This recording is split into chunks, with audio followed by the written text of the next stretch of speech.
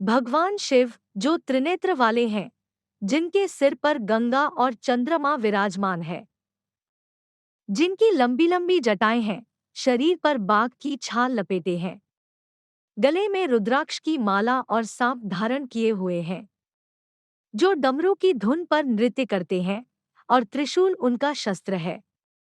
नंदी उनका प्रिय भक्त और वाहन है। खीर और भांग प्रिय भोग है।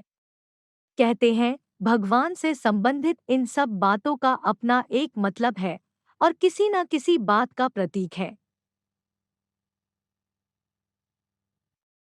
जैसे चंद्रमा शीतलता और गंगा ज्ञान का प्रतीक है। बैल, नंदी धर्म का और डमरू को ब्रह्मांड का प्रतीक माना गया है।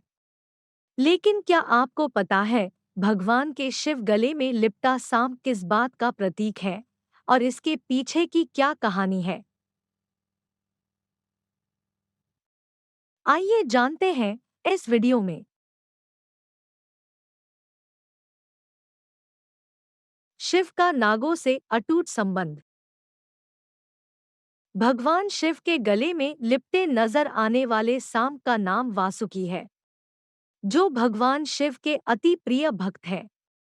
कहते हैं नागवंशी लोग शिव के क्षेत्र हिमालय में ही रहते थे। इन सभी से शिव जी को बड़ा लगाव था।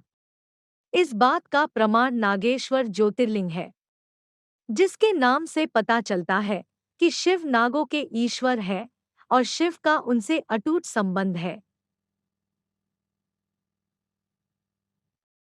जिसे देखते हुए हर साल नाग पंचमी का त्योहार मनाया जाता है।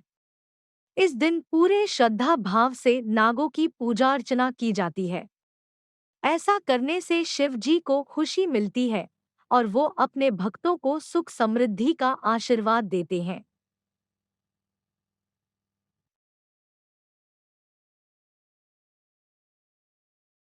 गले में रहने का दिया वरदान। नागों के शेषनाग, अनंत, वासुकी, तक्षक, पिंगला और करकोटक नाम से 5 कुल थे। इनमें से शेषनाग नागों का पहला कुल माना जाता है। इसी तरह आगे चलकर वासुकी हुए, जो पूरे सच्चे भाव के शिव जी की भक्ति किया करते थे।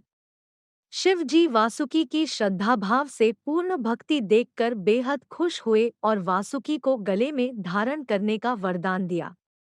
शिव की भक्ति से मिले इस वरदान के कारण ही एक सांप भगवान शिव के गले में लिपटा हुआ नजर आता है।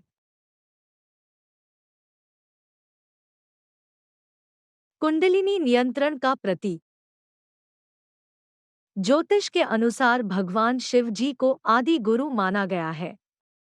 शिव ने ही अपने प्रिय भक्तों को तंत्र साधना और ईश्वर को पाने का रास्ता दिखाया है। शिव में साधना से कुंडलिनी शक्ति को नियंत्रित कर लेने की शक्ति है, जिसका प्रतीक उनके गले में लिपटा सांप माना गया है। यानी कि शिव सर्प जैसे विषैले, भयानक और विरोधी भाव वाले जीव के साथ भी अपना सामंजस्य स्थापित कर लिया है। इसके अलावा शिव ने सांप को गले में लपेटकर यह भी संदेश दिया है कि दुर्जन भी अगर अच्छे काम करे तो ईश्वर उसे भी स्वीकार कर लेते हैं।